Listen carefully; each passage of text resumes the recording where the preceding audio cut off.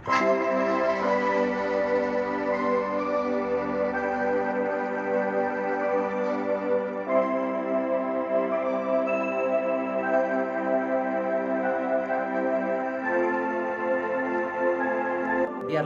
kasih karunia Allah Bapa kami di sorga, anugerah Tuhan Yesus Kristus, dan pertolongan Roh Kudus yang melampaui segala akal, menguasai hati dan pikiran kami sekalian di dalam Kristus Yesus Tuhan kami.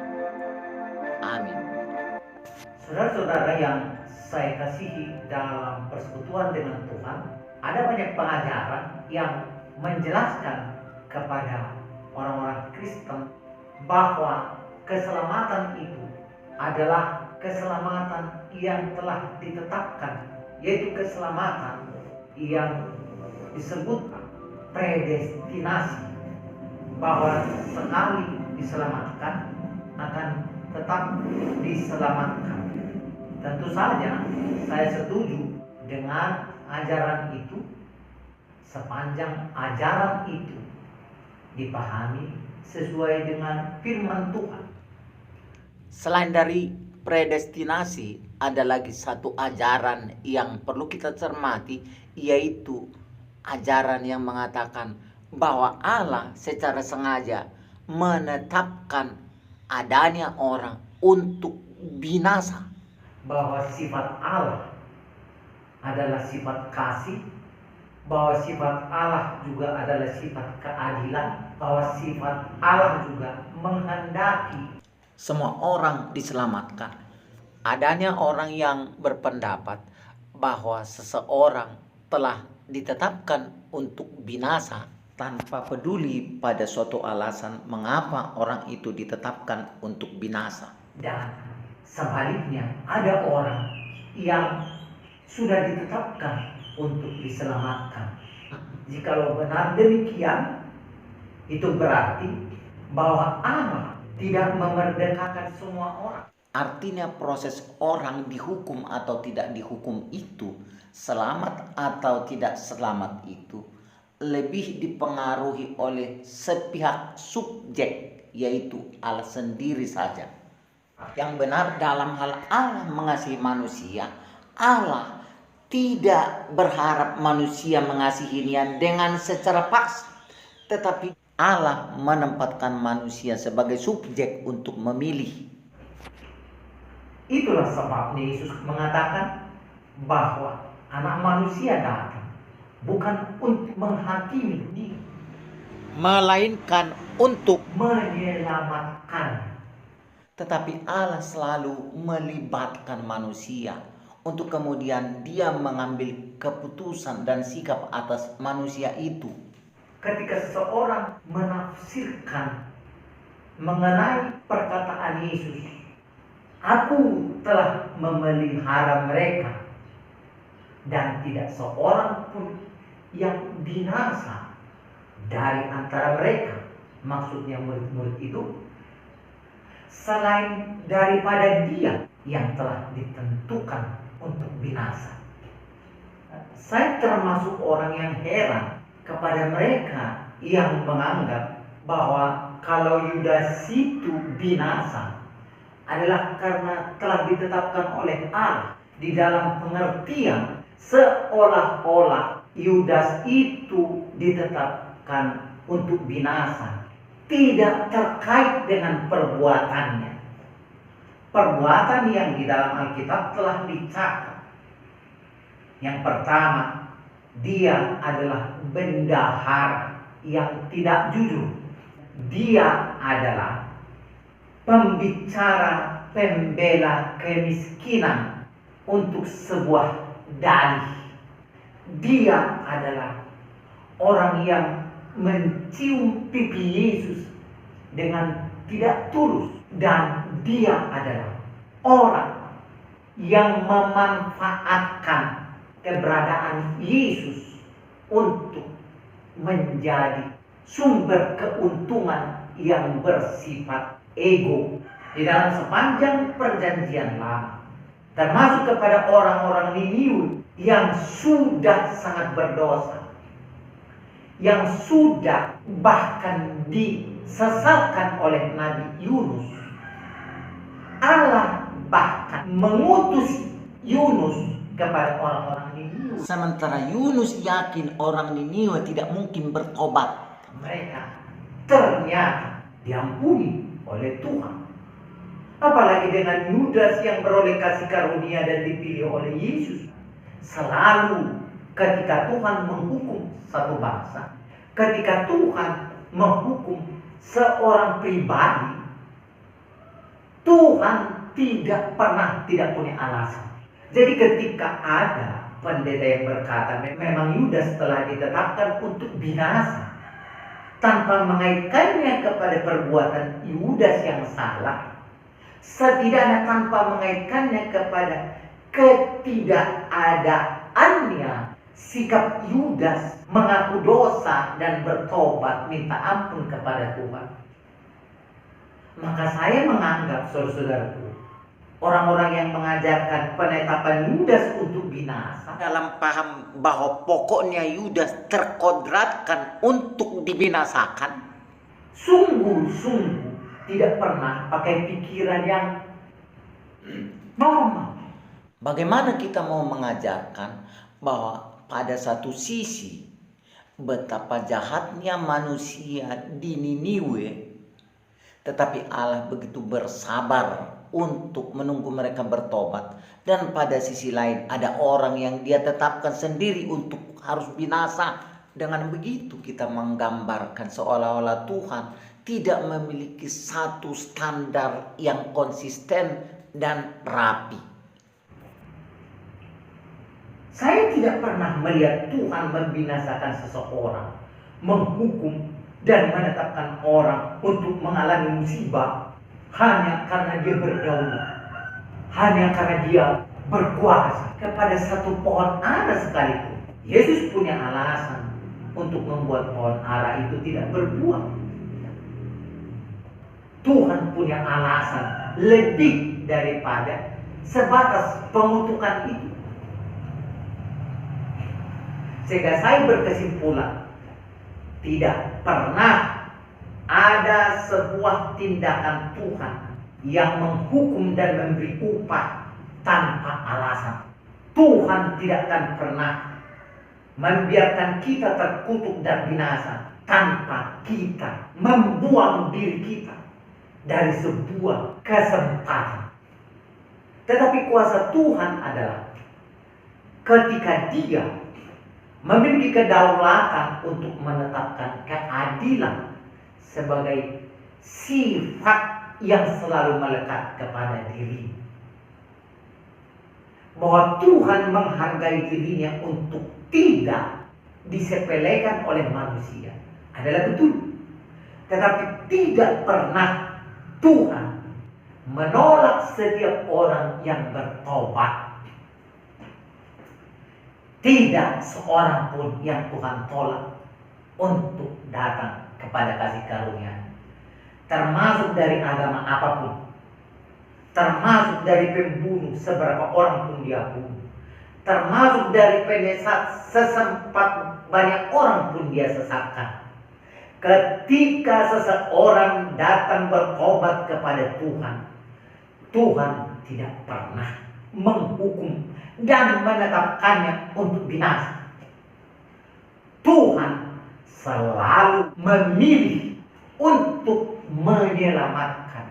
Kitab Yehezkiel menulis, dan engkau tidak memperingatkan dia, orang jahat itu, atau tidak berkata apa-apa untuk memperingatkan orang jahat itu dari hidupnya yang jahat, supaya ia tetap hidup. bahwa seseorang yang sebegitu panjang dia melakukan kebaikan, tetapi jika kemudian dia pergi dan keluar dari kebenaran, dia dihukum.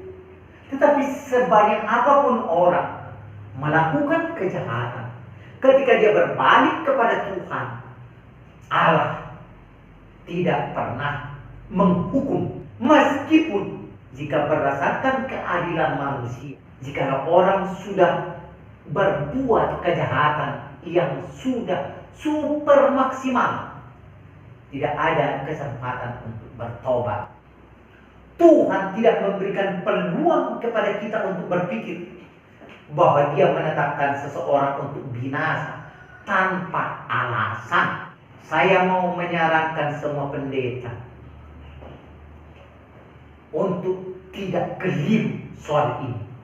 Doktor-doktor teologi, mereka-mereka yang merasa gerejanya makan, saudara-saudara, banyak kali asal ngomong aja. Saudara harus pahami, harus memahami kesempurnaan Tuhan. Saudara harus memahami keadilan Tuhan. Saudara harus memahami bahwa Tuhan bukan seorang hakim yang tanpa pertimbangan. Saudara harus memahami bahwa Allah lebih besar kasihnya daripada keadilannya sendiri sekalipun. Itulah sebabnya bahkan kita diselamatkan melampaui keadilan yang sudah ada. Tetapi karena Dia ada juru selamat, maka kita diselamatkan. Bukan karena kita layak untuk diselamatkan, melainkan karena sifat Tuhan adalah sifat penyelamat. Haleluya. Bukan sebaliknya, lebih daripada itu. Tuhan tidak akan menghukum orang tanpa Dia menolak kasih karunia, membuang kesempatan untuk bertobat, termasuk Petrus, Termasuk Daud, termasuk seandainya Yudas bertobat. Penjelasan ini saya sampaikan dengan sungguh-sungguh bahwa ajaran predestinasi, jikalau yang dimaksudkan adalah bahwa Tuhan secara sepihak menetapkan orang masuk surga, dan Tuhan secara sepihak menetapkan orang masuk neraka, bukan ajaran dari sifat Tuhan yang pemurah. Bukanlah ajaran dari Tuhan yang memberikan kemerdekaan kepada kita untuk memilih dan mencari kebenaran.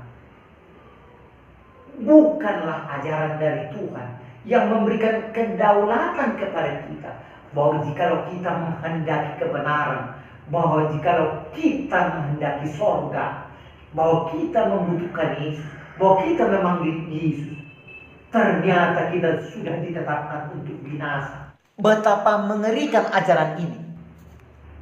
Bayangkan jikalau seseorang rela bertobat dan minta ampun kepada Tuhan dan merasa membutuhkan juru selamat, Lalu dia ternyata sudah ditetapkan untuk binasa. Betapa menakutkannya dan mengerikannya ajaran ini. dan tidak bisa saudara pertanggungjawabkan. Yang bisa kita pertanggungjawabkan adalah bahwa tidak satu pun hukuman Tuhan tanpa alasan. Dan satu alasan Tuhan untuk menyelamatkan manusia hanyalah jikalau kita bertobat, jikalau kita menghargai kasih sayang Tuhan, jikalau kita mencari kebenaran, Jikalau kita berkomitmen memilih ikut Yesus. Saya selalu berpegang kepada apa yang Allah nyatakan tentang diri. Allah yang menciptakan semua manusia itu menghendaki tidak seorang pun terpisah dari diri.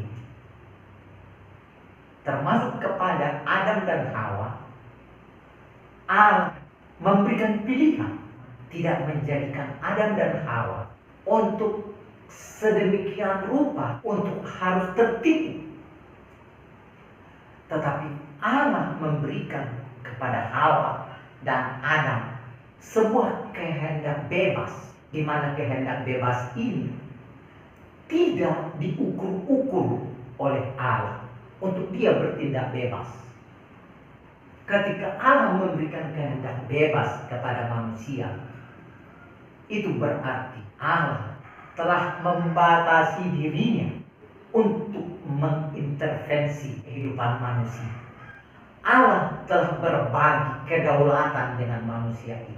Sehingga dengan demikian kita tahu bahwa Allah itu adalah Allah yang pengasih. Nilai yang Allah berikan kepada manusia itu nyaris setara dengan dirinya. Di dalam Kejadian pasal 1 ayat 26 menciptakan manusia itu seturut dengan gambarnya. Manusia itu dibuat di dalam sebuah standar, memiliki keserupaan dengan diri. Ya, Allah berfirman, baiklah kita jadikan manusia itu menurut gambar dan rupa kita.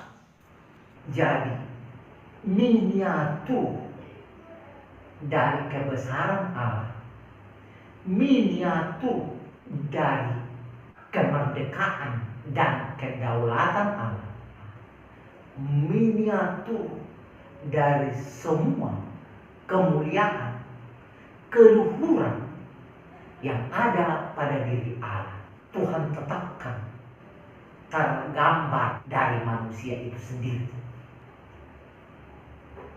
Apa yang saya jelaskan ini memberi kita sebuah penalaran bahwa Allah menghadirkan manusia adalah untuk dia dimuliakan melalui penampilan kemuliaan manusia itu. Ingin lebih termulia ketika dia memberikan keluhurannya, memberikan gambaran indahnya, memberikan gambaran kemerdekaannya, memberikan gambaran kedaulatannya, berbagi kepada manusia itu. Dengan Allah memberikan pembagian dari kebaikan, pembagian dari gambarnya kepada manusia itu. Allah sedang ingin supaya manusia itu menghargai dirinya di dalam sebuah status bebas, yaitu menghargai Allah dari hati nurani yang merdeka. Allah tidak menghendaki kita untuk menghormati dirinya karena kita takut masuk neraka. Tetapi sungguh-sungguh Allah telah memberikan manusia itu, justru ketika manusia itu mendapatkan kebebasan Allah, Allah lebih berpihak untuk menyelamatkan manusia itu daripada Allah membiarkan manusia dengan keterbatasannya itu tersesat dan terpaksa salah.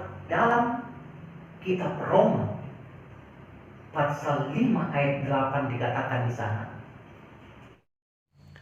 akan tetapi Allah menunjukkan kasih-Nya kepada kita oleh karena Kristus telah mati untuk kita ketika kita masih berdosa.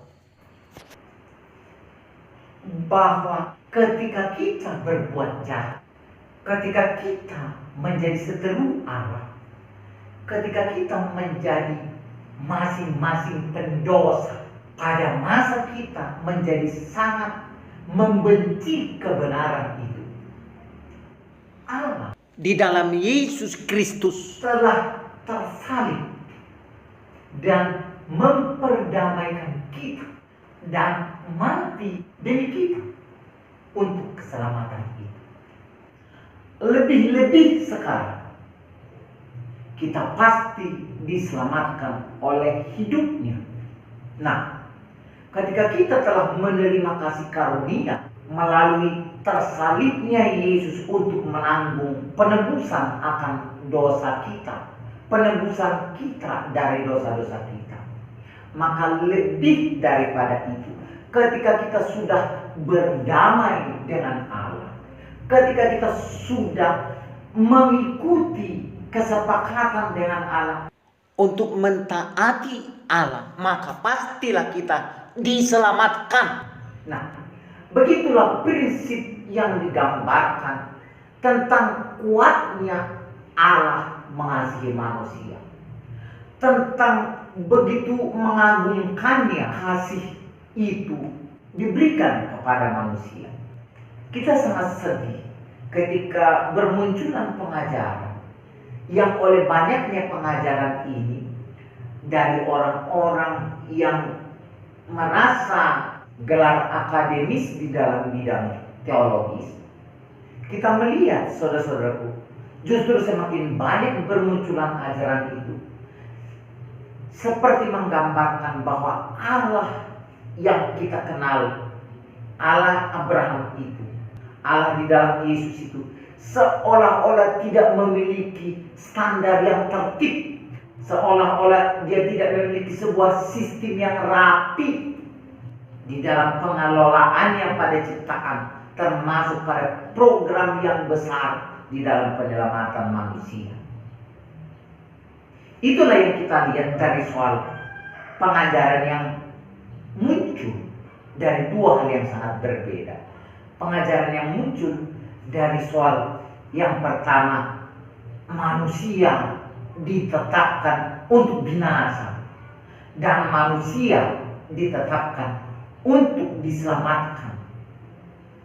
Di dalam pemahaman seolah-olah Allah tidak memberikan sebuah proses penyelamatan yang bersambung rasa, seolah-olah proses kasih sayang Allah terhadap manusia itu seolah-olah tidak terjadi di dalam dua arah, melainkan semata-mata seakan-akan Allah memberikan kasih itu tanpa manusia menikmatinya di dalam kesadaran yang merdeka. Itulah ajaran predestinasi yang dipahami banyak orang. Tidak ada satu yang kurang dari harga, dari kemuliaan, dari kebaikan, dari keluhuran yang telah dia bayar. Tidak kurang 1/1000 tetes pun dari darah Yesus itu untuk kemudian menjadi kurang untuk menyelamatkan semua orang. Tidak kurang 1/1000 teriakan dari teriakan yang ada menanggung sakit itu, sehingga membuat orang satu harus binasa. Mengapa? Karena sebenarnya Allah tidak kekurangan kasih. Amin. Karena Allah tidak kekurangan kuasa. Karena Allah tidak kekurangan perbendaharaan kebaikan. Tetapi ketika Allah harus adil, bahwa tanpa berbuat baik, bahwa tanpa mematuhi firman Tuhan, bahwa tanpa menjadi pelaku dari teladan salib, apakah kita tetap masuk surga? Apakah kita tetap mendapatkan mahkota yang sangat mahal harganya itu? Jika kita tidak bisa menjaga kesucian, jika kita menjadi sama dengan dunia ini, orang yang sudah terikat dengan nafsu dan keinginannya, sangat sulit baginya untuk menuruti sifat suci. Tetapi di dalam hal Allah mengaruniakan hidup yang kekal kepada kita sepanjang perjalanan hidup kita, Dia menolong, memfasilitasi kita untuk mengikut Dia. Dikaruniakan roh penolong untuk membawa kita berkemampuan melakukan kebenaran, membuktikan bahwa Allah mengaruniakan kepada kita satu kemenangan dalam perjalanan dengan rohnya sendiri. Saudara, kesimpulan dari apa yang sedang kita jelaskan saat ini adalah bahwa Allah mengasihi semua orang. Siapapun kita, siapapun saudara, Anda tidak pernah ditetapkan untuk binasa. Anda hanya diidamkan dan diharapkan oleh Allah untuk diselamatkan. Allah hanya mau supaya saudara menyerahkan hidupmu kepada Tuhan. Allah ingin menyelamatkan Anda, tetapi Allah tidak akan memberikan hidup yang kekal kepada setiap orang, kecuali dia memiliki komitmen untuk percaya dan berserah diri serta mengikuti perintah dan ajaran Tuhan. Seseorang harus berbalik dan bertobat dan kemudian berjalan di dalam tuntunan kasih karunia itu. Karena apa? Karena Allah tidak pernah berpikir untuk gagal menyelamatkan siapapun, kecuali seseorang itu membuang dirinya dari keselamatan itu. Saudara-saudara, Anda tidak pernah ditentukan untuk binasa. Anda hanya ditentukan untuk binasa ketika saudara menolak apa yang disediakan oleh Tuhan dan diuntukkan bagi kebahagiaan yang kekal. Saudara-saudara, bagi Anda yang belum menerima Tuhan Yesus Kristus sebagai juru selamat yang adalah Allah yang hadir ke antara ciptaannya manusia, jika saudara belum pernah melakukan itu, saudara ditawarkan kasih karunia yang besar, di mana keselamatan itu adalah pemberian Tuhan dengan cuma-cuma. Sekarang ambil keputusan untuk menerima Yesus sebagai Allah yang menyelamatkan dan yang telah menyediakan bagi kehidupan yang kekal. Katakan sekarang di dalam doa, Tuhan Yesus, saya percaya kepadamu bahwa Engkau adalah Allah yang telah hadir di dalam rupa manusia dan telah menanggung risiko dari dosa dan pelanggaranku.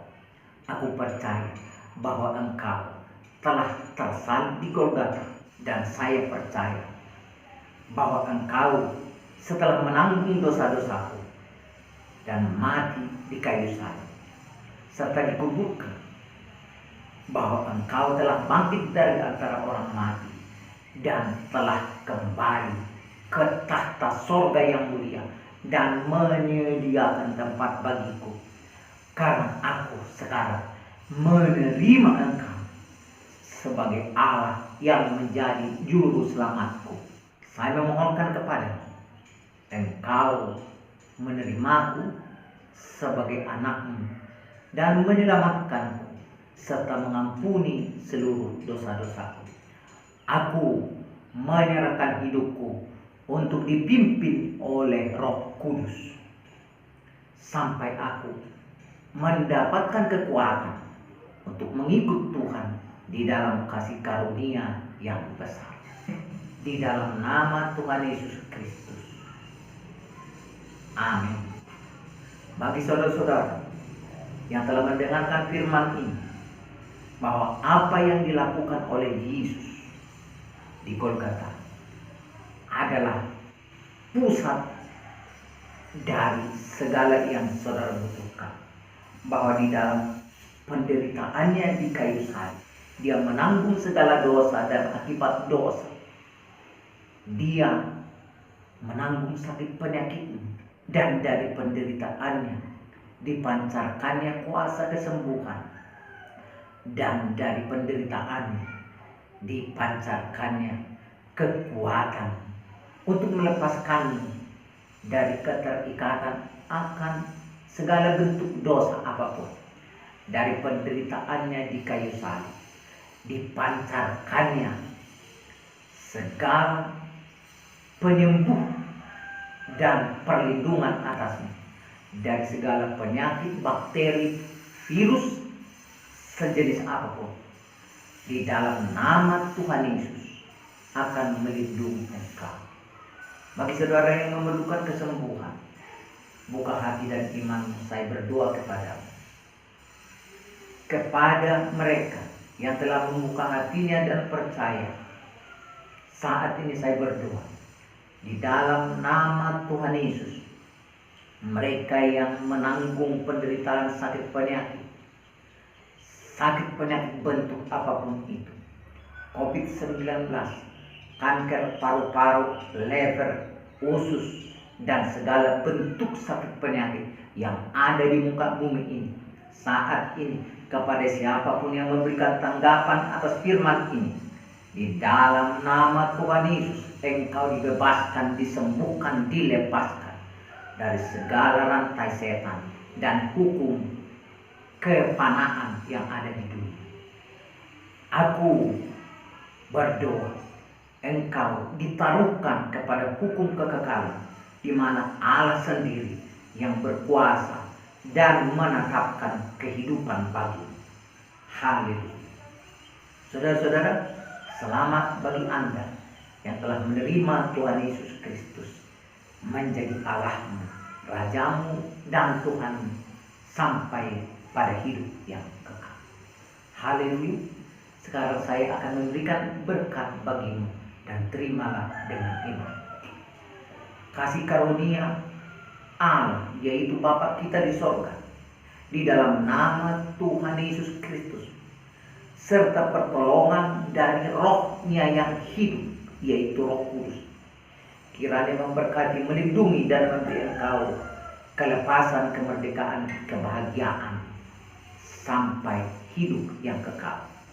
Diberkatilah engkau pada waktu pagi, siang, dan malam, pada waktu di ladang maupun di kota, pada waktu pergi dan tinggal, pada waktu datang dan pulang.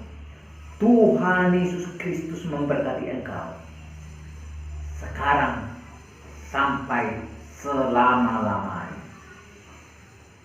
Amin.